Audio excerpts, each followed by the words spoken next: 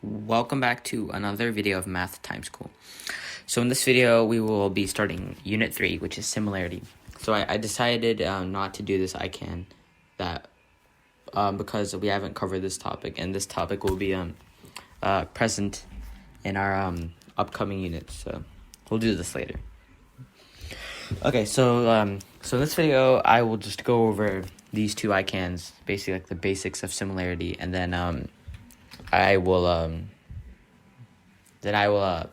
go over like the ways to prove that two triangles are similar in the next episode. Okay, so let's take this, right? So let's do this one first. Let me quickly open up this. Let me open a new file. Okay. So I can represent dilation in the coordinate plane. So let's take a few problems. So let's say you had you had this, right, the coordinate plane, and you had point 1, 1. So let's say you dilated it by 4, right? So the new point would be 4, 4, because with dilation, whatever the dilation factor is, you just multiply it to the x and y. So let's say, why not say, I don't know. Let's say you had 1, 1 and 2, 2, right? Let's say you had that, right? And then you wanted to dilate this length by, actually, no, let's do something else. Let's say you had 1, 1, and you wanted to dilate it by, I don't know, 5, 4. Or dilate by 2, and that's your next coordinate. Okay, so we have 5, 4. If we find out that the distance would be 5 minus 1, 4 squared, plus 4 minus 1, which is 3 squared. Take the square root. If you did that, 16 plus 9, 25, square root is 5. It's 5. Okay. And then so we have to figure out another point that is also another point that is 10 units away. So this would have to be 5, and then so we can do the same thing again. So this would be this would be 9. This would be 7. Because 9 minus 5 is 4, and then 7 minus 4 is 3. And so those would be the same distance. So with dilation, you just continue on the same line until you reach the same distance away. Or as in like the dilation factor, say it was like 3, you'd go another 5 to the next point. Okay. So dilation is pretty easy once you know the basics. So let's see. So I can represent dilate. Oops, wrong one. Sorry. Let me make sure I have this. Yes, I do. Okay. I'll just replace this. Okay. Oh my gosh. Okay, wait a second.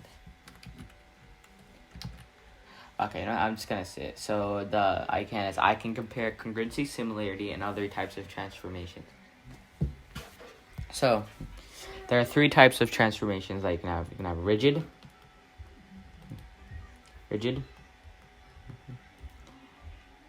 meaning transformations that keep the shape and size intact. So examples being like translation, reflection, and then there are other transformations, like let's say dilation, that do keep the shape but increase or decrease the size or change the size. And so if you're to map another shape onto another shape using dilation, then they would be similar, not congruent. And then there's one type of transformation that is neither of them. It's called vertical. Let me just better handwriting. Vertical stretch. So stretch, if you were to map a shape onto another shape using stretch, they are neither congruent nor are they similar. So just keep that in mind. So like, let's say you had a shape, right?